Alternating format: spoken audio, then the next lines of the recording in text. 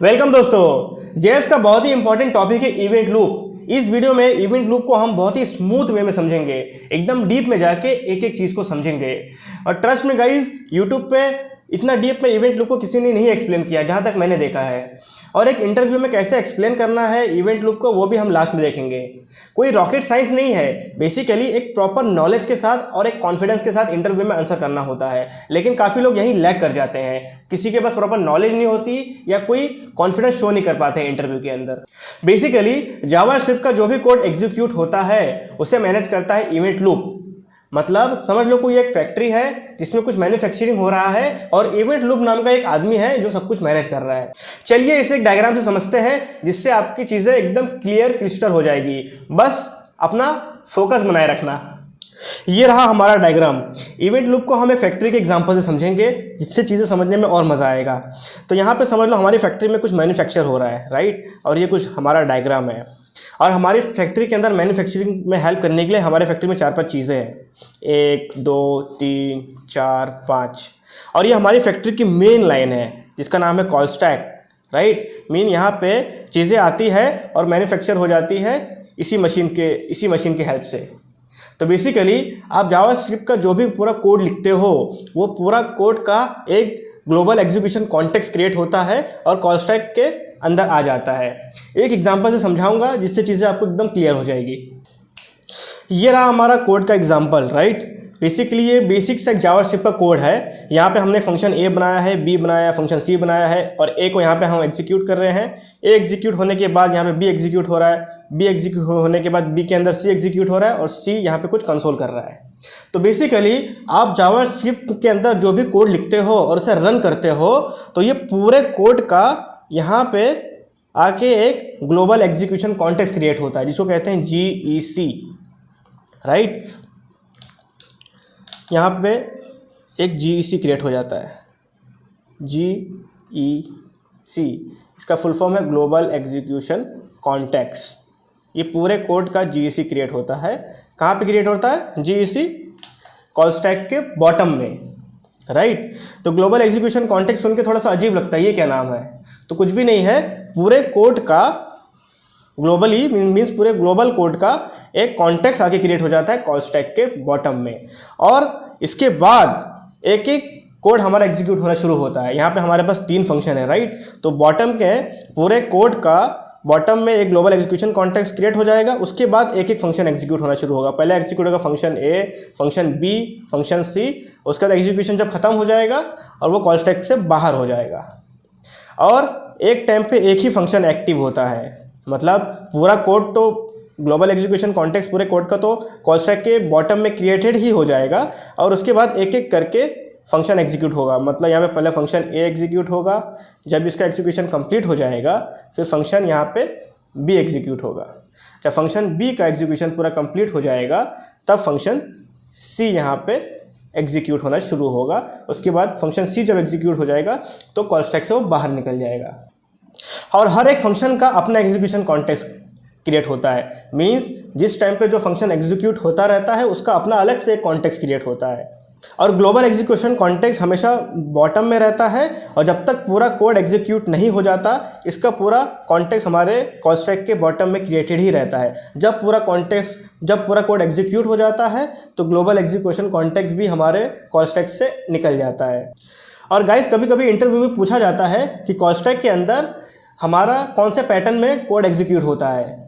ये मुझे भी काफ़ी इंटरव्यू में पूछा गया और मैंने भी काफ़ी कैंडिडेट्स को ये पूछा है, लेकिन काफ़ी लोगों को पता नहीं होता और कुछ लोगों को पता होता है बट एकदम डीप में वो समझा नहीं पाते हैं। तो यहाँ पे कॉल स्टैक के अंदर जो हमारा कोड एग्जीक्यूट होता है इसके अंदर वो एक पैटर्न फॉलो करता है, इसको कहा जाता है लीफो। क्या कहा जाता है? लीफो कहा जाता है। लीफो का फुल फॉर्म है लास्ट इन फर्स्ट आउट। यहाँ पे मैं ऐड करता हूँ। इसी कोड को हम समझेंगे कि कैसे ये एग्जीक्यूट होगा लीफो पैटर्न से। तो यहाँ पे सबसे पहले ये जो हमारा कोड था, राइट, तो सबसे कॉल स्टैक के बॉटम में हमारा ग्लोबल एग्जीक्यूशन कॉन्टेक्स्ट क्रिएट हो जाएगा। उसके बाद सबसे पहले हमारा फंक्शन एग्जीक्यूट होगा फंक्शन ए, राइट। उसके बाद हमारा फंक्शन एग्जीक्यूट होगा फंक्शन बी। उसके बाद हमारा एग्जीक्यूट होगा फंक्शन सी। कॉल स्टैक में सबसे लास्ट में कौन सा आया? फंक्शन सी। लेकिन सबसे पहले कॉल स्टैक से बाहर कौन जाएगा? फंक्शन सी बाहर जाएगा, उसके बाद फंक्शन बी, उसके बाद फंक्शन ए। मीन्स सबसे लास्ट में आया फंक्शन सी, लेकिन सबसे बाहर गया, कॉल स्टैक से बाहर गया सबसे पहले फंक्शन सी। सबसे लास्ट में आया फंक्शन सी, सबसे पहले बाहर गया फंक्शन सी, राइट। तो इसका मतलब हुआ लास्ट इन फर्स्ट आउट, इसको कहते हैं LIFO। और गाइस और एक चीज़, जब हम अपना जावास्क्रिप्ट का कोड रन करते हैं, तो जब कोड रन करते हैं तो पहले हमारा कोड 2 फेज़ में एग्जीक्यूट होता है। पहले होता है मेमोरी क्रिएशन फेज़, उसके बाद एक्चुअल कोड का एग्जीक्यूशन होता है। ये चीज़ मैंने एकदम होस्टिंग की वीडियो में एकदम डीप में कवर करी है। तो वो जो 2 फेज़ में जो हमारा कोड रन होता है, वो इसी के हमारा ग्लोबल एग्जीक्यूशन कॉन्टेक्स्ट के अंदर ही सारी चीज़ें मैनेज होती है। तो बेसिकली कॉल स्टैक के अंदर ही वो भी चीज़ें होती है। और गाइज ये जो है ये है सिंक्रोनस कोड, मीन्स यह है नॉन ब्लॉकिंग कोड। अगर कोई असिंक्रोनस कोड आया, मीन्स जो कोड टाइम लेता है एग्जीक्यूट होने में, मीन्स कोई ब्लॉकिंग कोड आया, वो कैसे एग्जीक्यूट होगा। तो यहाँ पे आता है ट्विस्ट, जो हमारा कॉल स्टैक है वो सिंक्रोनस कोड को एग्जीक्यूट कर लेता है, बट जो असिंक्रोनस कोड होते हैं, जो ब्लॉकिंग कोड होते हैं, उसे एग्जीक्यूट करने में किसी और की हेल्प लेता है। मीन्स जैसे मैंने कहा था, कॉल स्टैक जो है हमारी फैक्ट्री की मेन मशीन है जहाँ पे सारा एग्जीक्यूशन होता है, बट जो कोई स्पेशल काम होते हैं वो इस मशीन में नहीं हो पाते हैं। मीन्स कि कोई ऐसा काम आया हमारी फैक्ट्री में जो हमारी मेन मशीन नहीं एग्जीक्यूट कर पाएगी, तो हम वो किसी और से करवाएंगे। मीन्स वो काम हम किसी और को आउटसोर्स करेंगे। यहाँ पे अगर हमें अपना काम आउटसोर्स करना है तो हम किसी और कंपनी से कांटेक्ट करेंगे। यहाँ पे समझ लो हमारे पास कोई ऐसा काम आया जो हम नहीं करा पा रहे हैं अपनी फैक्ट्री में, तो हम किसी और कंपनी के पास उससे आउटसोर्स किए। उस कंपनी का नाम है वेब API, राइट। तो वो काम हम अपने फैक्ट्री के लिए किसी और फैक्ट्री से कराएंगे और हम उसे डिलीवर करेंगे। तो यहाँ पे अगर कोई असिंक्रोनस कोड आया, मैं एग्जांपल से आपको दिखाता हूँ। ये रहा हमारा सिंक्रोनस कोड। ये जो कोड है console.log जो है ये कॉल स्टैक के अंदर आएगा। पहले पूरे कोड का ग्लोबल एग्जीक्यूशन कॉन्टेक्स्ट क्रिएट होगा, उसके बाद एक एक करके एग्जीक्यूशन शुरू होगा। तो जब हमारा कंसोल वाला पार्ट इसके अंदर आएगा वो एग्जीक्यूट कर लेगा कॉल स्टैक, लेकिन ये ब्लॉकिंग चीज़ है, राइट। ये ब्लॉकिंग कोड है जो 2 सेकेंड ले रहा है एग्जीक्यूट होने में, राइट। तो ये जब कोड आएगा तो वो कॉल स्टैक जो है ये वाला कोड एग्जीक्यूट करने के लिए वेब API के पास जाएगा, राइट। तो अब आपके माइंड में क्वेश्चन आएगा, क्या ये वेब API जावास्क्रिप्ट का पार्ट है? नहीं, वेब API जो है ये ब्राउज़र का पार्ट है। मैं भी एक आपको लिस्ट दिखाता हूँ जिससे आपको समझ में आएगा कि क्या क्या चीज़ें जो है वो ब्राउज़र एग्जीक्यूट करती है, बट हमको लगता है ये तो जावास्क्रिप्ट का पार्ट है, जावास्क्रिप्ट सब कुछ एग्जीक्यूट कर रहा है। ये रही हमारी वेब API की लिस्ट, राइट। अब यहाँ पे आप बेसिकली आप जो भी कोड लिखते हो जावास्क्रिप्ट के अंदर, सपोज आपने कोई कोड लिखा है जिसके अंदर आप यूज़ कर रहे हो सेट टाइम आउट, तो जब सेट टाइम आउट आप कोड से एग्जीक्यूट करोगे तो कॉल स्टैक में आने के बाद कॉल स्टैक से वो जाएगा वेब API के पास। वेब API के अंदर यहाँ पे टाइमर वाली चीज़ें, जो भी टाइमर रिलेटेड जो भी चीज़ें हैं वो यहाँ पे उसे ब्राउज़र एग्जीक्यूट करेगा। सपोज आप कोई सर्च कॉल कर रहे हो, राइट। आप फेसबुक यूज़ करते हो, आप इंस्टाग्राम यूज़ करते हो, आप यूट्यूब यूज़ करते हो। तो बेसिकली जब आप ये सब वेबसाइट यूज़ करते हो तो उसमें नेटवर्क कॉल्स होते हैं, आप सर्वर को कॉल करते हो। तो वो जो कोड है वो आएगा कॉल स्टैक के अंदर, कॉल स्टैक से फिर वो जाएगा नेटवर्क के पास। यहाँ पे नेटवर्क वाली चीज़ें जो भी है वो भी जो है वेब API ही एग्जीक्यूट करती है। अगर आप कोई DOM रिलेटेड चीज़ें कर रहे हो, राइट, आप डॉक्यूमेंट.क्वेरी सिलेक्टर कर रहे हो, गेट एलिमेंट बाय ID कर रहे हो, बेसिकली DOM के साथ जो भी आप चीज़ें करते हो वो भी एग्जीक्यूट होता है DOM के अंदर जो है वेब API का पार्ट, राइट। आप अलर्ट करते हो, आप console.log करते हो, जो भी चीज़ें आप UI के रिलेटेड करते हो वो भी होता है वेब API के थ्रू ही एग्जीक्यूट। सो बेसिकली जावास्क्रिप्ट जो है सिर्फ कमांड देता है, लेकिन एक्चुअल एग्जीक्यूशन जो है वो करता है वेब API। सो बेसिकली जो हमारा सारा कोड एग्जीक्यूट हो रहा है वो एक ब्राउज़र के अंदर एग्जीक्यूट हो रहा है, राइट। ये पूरा सारे ब्राउज़र के अंदर ही एग्जीक्यूट होता है, राइट। तो जो भी कोड आप ऐसा लिखते हो जो सेट टाइम आउट रिलेटेड हो गया, या नेटवर्क रिलेटेड हो गया, DOM रिलेटेड हो गया, या कोई UI रिलेटेड कोड हो गया, तो सारा कोड जो एग्जीक्यूट होता है वो वेब API के थ्रू होता है, राइट। जावास्क्रिप्ट सिर्फ कमांड देता है, लेकिन एक्चुअल एग्जीक्यूशन जो है वो वेब API करता है। अब हम समझते हैं कि जो पूरा कोड है ये कैसे एग्जीक्यूट होगा, स्टार्टिंग से लेके एंडिंग तक पूरा कैसे एग्जीक्यूट होता है और यहाँ पे कैसे हमें उसका आउटपुट दिखेगा। गाइज ये बहुत ही इंपॉर्टेंट है, यहाँ पे आप ध्यान देना। ये आप समझ गए तो आपको ऑलमोस्ट सारा चीज़ें क्लियर हो जाएगी। तो यहाँ पे अभी हम इसे समझते हैं कि इसका एग्जीक्यूशन कैसे लाइन बाय लाइन होगा और यहाँ पे हमारा आउटपुट जो आएगा वो कैसे इसका आउटपुट आना शुरू होगा, राइट। तो जैसे कि आपको पता है कि जब हमारा कोड एग्जीक्यूट होता है तो उसका एक ग्लोबल एग्जीक्यूशन कॉन्टेक्स्ट क्रिएट हो जाता है कॉल स्टैक के बॉटम में।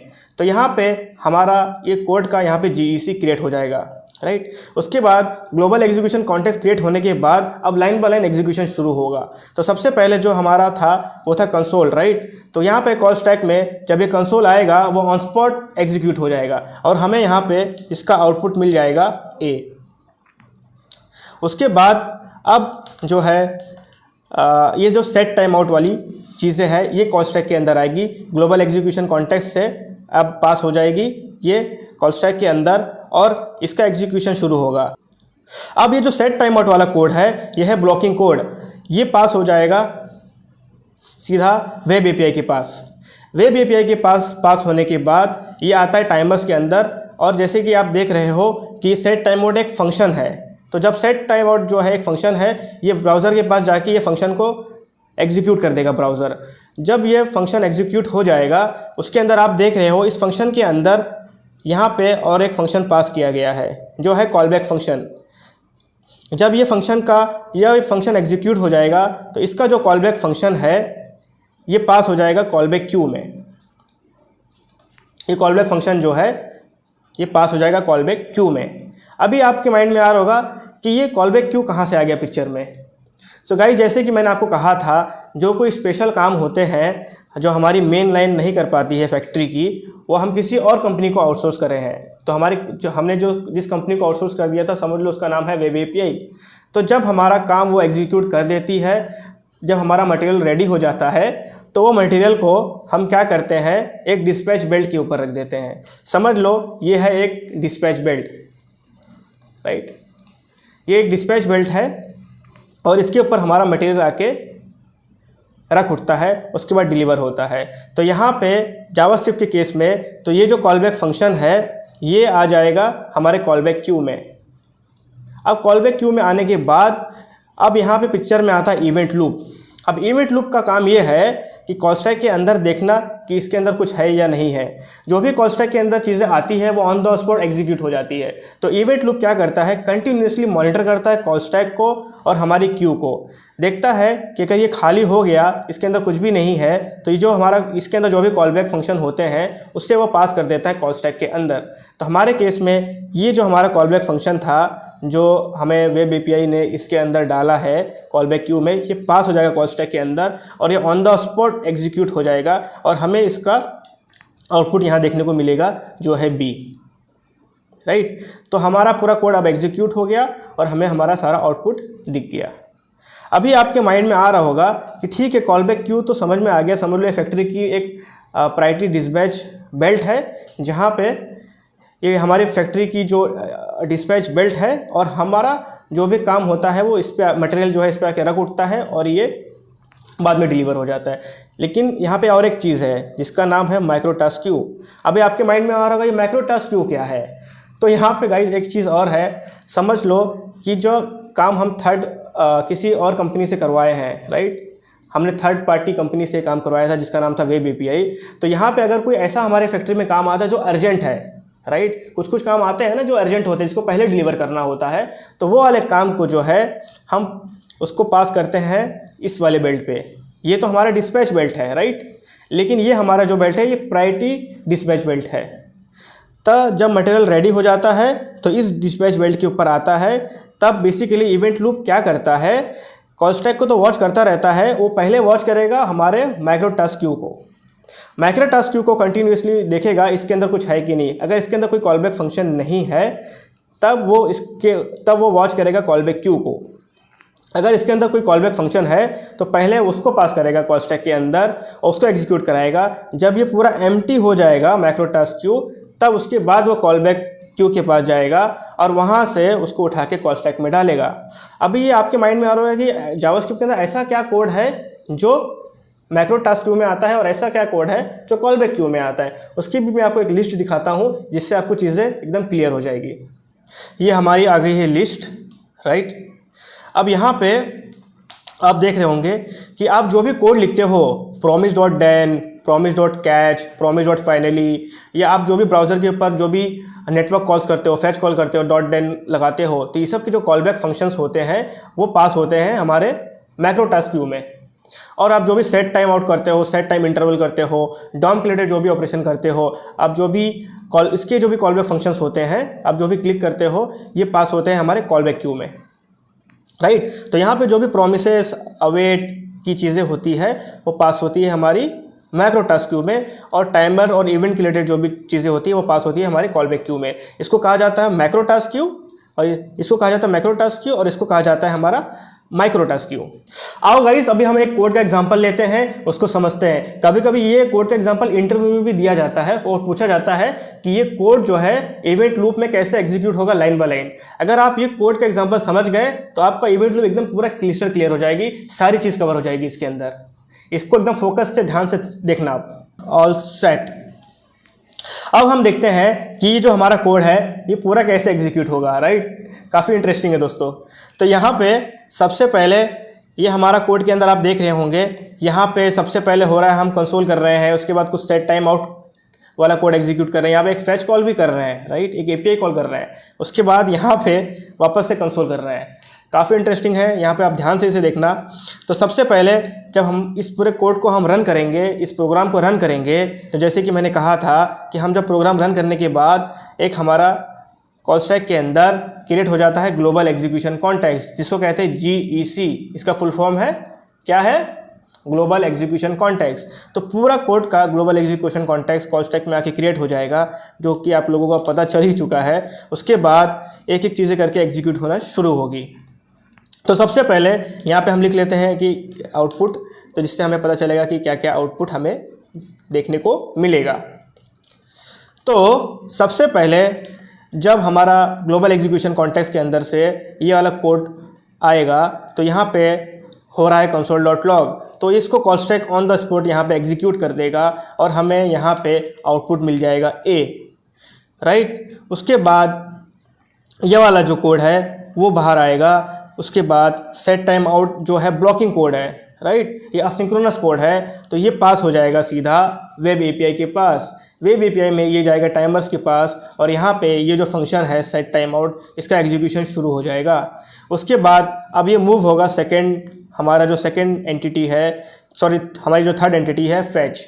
अब ये भी है ब्लॉकिंग कोड, राइट, ये भी असिंक्रोनस कोड है, तो ये भी पास हो जाएगा यहाँ से डायरेक्ट हमारे नेटवर्क में यहाँ पे ये फैच के पास जाएगा और इस फैच कॉल को वो एग्जीक्यूट करना शुरू कर देगा। जब ये फैच कॉल को एग्जीक्यूट करना शुरू कर देगा, उसके बाद हमारा ये जो लास्ट वाला कोड है ये एग्जीक्यूट होना शुरू हो जाएगा। तो यहाँ पे भी हम सिंपल सा कुछ कर नहीं रहे हैं, सीधा console.log कर रहे हैं। यहाँ पे console.log जो होगा ये ऑन द स्पॉट इसको कॉल स्टैक ही एग्जीक्यूट कर लेगा और हमें आउटपुट यहाँ देखने को मिल जाएगा हमारे अपनी स्क्रीन के ऊपर D, राइट। अब यहाँ पे सेट टाइम आउट जो है इसको वो अपना एग्जीक्यूशन कंप्लीट करने के बाद इसका जो कॉल बैक फंक्शन था, यहाँ पे जो कॉल बैक फंक्शन है इसको वो पास कर देगा हमारे कॉल बैक क्यू में, राइट। इसका जो कॉल बैक, इसके अंदर आके इसका कॉल बैक फंक्शन आ जाएगा। उसके बाद हमारा जो ये फैच कॉल था, फैच कॉल कंप्लीट होने के बाद, राइट, इसका जो है कॉल बैक फंक्शन हमारे माइक्रो टास्क क्यू में आएगा। जैसे कि मैंने कहा था कि .den रिलेटेड चीज़ें होती है या प्रॉमिस के रिलेटेड चीज़ें होती है, उसका कॉल बैक फंक्शन हमारे आता है माइक्रो टास्क क्यू में, इसका कॉल बैक फंक्शन यहाँ आ जाएगा। अब इवेंट लूप क्या करेगा, कंटिन्यूसली वॉच करेगा हमारे कॉल स्टैक को और हमारे माइक्रो टास्क क्यू को। तो ऐसे देखेगा कि कॉल स्टैक के अंदर अब कुछ भी नहीं है, तो वो माइक्रो टास्क क्यू के अंदर चेक करेगा कि यहाँ पे कुछ है या नहीं। तो माइक्रो टास्क क्यू के अंदर हमारे ऑलरेडी एक कॉल बैक फंक्शन प्रेजेंट है, तो इस कॉल बैक फंक्शन को वो पास कर देगा हमारे कॉल स्टैक के अंदर। ओके, तो ये कॉल स्टैक खाली है और माइक्रो टास्क क्यू के अंदर कुछ चीज़ प्रेजेंट है, तो वो कॉल बैक क्यू के पास नहीं जाएगा। तो सबसे पहले इसको वो कॉल स्टैक में डालेगा और call stack on the spot इसको एग्जीक्यूट कर देगा ये फंक्शन को। जब ये एग्जीक्यूट हो जाएगा तो हमें यहाँ पे आउटपुट क्या मिलेगा, क्या मिलेगा जब ये एग्जीक्यूट हो जाएगा, ध्यान दे रहे हो आप लोग। यहाँ पे हमें आउटपुट मिलेगा फैच डन, राइट। यहाँ पे हम कंसोल कर रहे हैं, राइट। ये आउटपुट हमें मिल गया। उसके बाद अब इवेंट लूप जो है, देखिए जैसे इवेंट लूप जो है देखेगा कॉल स्टैक वापस से एम्प्टी हो गया और ये माइक्रो टास्क क्यू हमारा एम्प्टी हो गया। अब यहाँ पे चेक करेगा कि कॉल बैक क्यू के अंदर कुछ है या नहीं, तो इसके अंदर भी ऑलरेडी एक कॉल बैक फंक्शन है, तो इस कॉल बैक फंक्शन को ये पास कर देगा कॉल स्टैक के अंदर। जब ये वाला कॉल बैक फंक्शन को वो पास करेगा जो कि ये था, राइट। जब इसको पास करेगा तो इसका आउटपुट क्या आएगा, क्या आएगा इसका आउटपुट, इसका आउटपुट आएगा console.log b हो रहा है यहाँ पे, तो इसका आउटपुट आएगा b, राइट। सो गाइस काफ़ी लोग यहीं कंफ्यूज हो जाते हैं कि लोग इसका आउटपुट लोग बताते हैं कि पहले a आएगा, फिर आएगा d आएगा, फिर b आएगा, फिर फैच डन आएगा, बट ऐसा नहीं है। यहाँ पे पहले आउटपुट हमें देखने को मिला a d, फिर हमें देखने को मिला फैच डन, फिर देखने को मिला b। तो यहाँ पे ऐसा क्यों हुआ, क्योंकि जो फैच वाली चीज़ें है उसको पहले प्रायोरिटी मिलती है, राइट, और हमारे सेट टाइम आउट को बाद में प्रायोरिटी मिलती है। इसीलिए ये थर्ड प्लेस पे होने के बाद भी इसका आउटपुट पहले हमें देखने को मिला, उसके बाद ये सेकंड प्लेस पे होने के बाद भी इसका आउटपुट जो है हमें लास्ट में देखने को मिला। आई होप गाइस कि आपको सारी चीज़ समझ में आ गई होगी कि सारा कोड कैसे एग्जीक्यूट होता है एक ब्राउज़र के अंदर। आपको समझ में आ गई कॉल स्टैक क्या करता है, वेब एपीआई क्या करता है, और सारी चीज़ें कैसे एग्जीक्यूट होती है। और हमारे कुछ नोड.जेएस डेवलपर जो होंगे उनके माइंड में डाउट आ रहा होगा कि ये कोड जो है सारा ब्राउज़र के अंदर एग्जीक्यूट हो रहा है, राइट। ये पूरा कोड ब्राउज़र के अंदर एग्जीक्यूट होता है, लेकिन नोड.जेएस के अंदर भी हम जावास्क्रिप्ट का कोड रन करते हैं, तो वो कैसे एग्जीक्यूट होता है। नोड.जेएस तो हमारे सिस्टम में इंस्टॉल होता है और वहाँ पे तो ब्राउज़र होता नहीं है। तो जो वेब एपीआई वाला जो वेब एपीआई तो ब्राउज़र का पार्ट है, राइट। तो नोड.जेएस का कोड कैसे एग्जीक्यूट होता है। तो गाइज जब आप नोड.जेएस इंस्टॉल करते हो अपने सिस्टम में, तो उसके अंदर libuv नाम की एक लाइब्रेरी होती है। उसका क्या नाम होता है, libuv।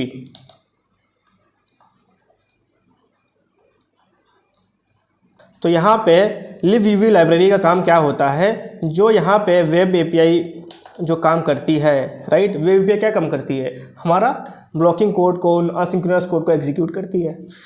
तो यहाँ पे नोड.जेएस हेल्प लेता है libuv लाइब्रेरी को हमारा असिंक्रोनस कोड एग्जीक्यूट करने के लिए। जो भी ब्लॉकिंग कोड होते हैं उसे libuv लाइब्रेरी के साथ एग्जीक्यूट कराया जाता है। अब ये libuv लाइब्रेरी क्या है और क्या क्या चीज़ वो एग्जीक्यूट करती है, इसकी मैं आपको एक लिस्ट दिखाता हूँ। ये हमारी हो गई लिस्ट। सो यहाँ पे आप नोड.जेएस के अंदर जो भी कोड लिखते हो, राइट, सेट टाइम रिलेटेड या सेट टाइम इंटरवल, या आप एफएस यूज़ करके फाइल के रिलेटेड जो भी चीज़ें करते हो, आप जो भी नेटवर्क कॉल करते हो, आप फैच कॉल करो या एक्सियोस कॉल करो, राइट, आप जो भी थ्रेड पूलिंग करते हो, ये सारा काम जो है libuv लाइब्रेरी हैंडल करता है हमारे ओएस के साथ मिलके। और ये जो हमारा libuv लाइब्रेरी जो है वो हमारा लिखा होता है C++ में। तो इसको अगर हम सम अप करें, जब हम अपना जावास्क्रिप्ट का कोड ब्राउज़र के अंदर एग्जीक्यूट करते हैं, तो ब्राउज़र में होता है वेब एपीआई, जो हमारे असिंक्रोनस वाले चीज़ें होती है उसको वेब एपीआई एग्जीक्यूट करती है। लेकिन जब हम अपना जावास्क्रिप्ट का कोड नोड.जेएस के थ्रू एग्जीक्यूट करते हैं, तो वहाँ पे हमें हेल्प करता है libuv लाइब्रेरी। हमारे जो भी ब्लॉकिंग असिंक्रोनस वाले कोड होते हैं वो libuv लाइब्रेरी के थ्रू एग्जीक्यूट होते हैं। काफ़ी लोग कंफ्यूज होते हैं इसके अंदर। आई होप गाइज आपको सारी चीज़ समझ में आ गई होगी कि पूरा इवेंट लूप कैसे काम करता है। अब रही बात, अगर कोई इंटरव्यू में पूछे कि व्हाट इज इवेंट लूप, तो कैसे आंसर करना है, उसका मैं प्रॉपर एक आंसर आपको डिस्क्रिप्शन में डाल दूंगा, जो मैं खुद यूज़ करता हूँ इंटरव्यू देने के लिए। आप उसे प्रॉपर पढ़ लेना और एक इंटरव्यू में कैसे आंसर करना है उसे सीख लेना। अगर कुछ चीज़ें नहीं समझ में आई है तो आप मुझे कॉमेंट में करके बताइए कि क्या समझ में नहीं आया है, मैं वहाँ पर आपको आंसर दूंगा। मिलते हैं नेक्स्ट वीडियो में, टिल देन बाय।